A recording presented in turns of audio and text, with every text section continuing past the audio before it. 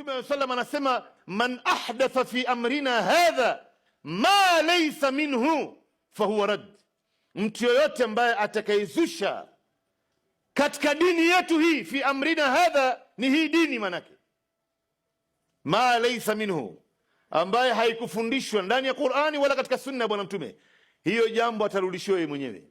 Katika riwaya ndani ya Sahih Muslim, Mtume anasema, man amila amalan laysa alayhi amruna fahuwa rad, mtu yoyote ambaye atakayefanya kitendo chochote akidai kwamba hii ni katika dini na sisi hatukuifundisha kwenye Qur'ani wala katika sunna ya bwana Mtume, atarudishiwa mwenyewe.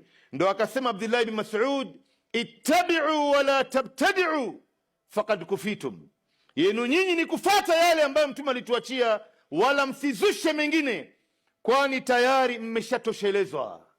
Dini imekamilika ndugu zangu, haina haja ya ziada.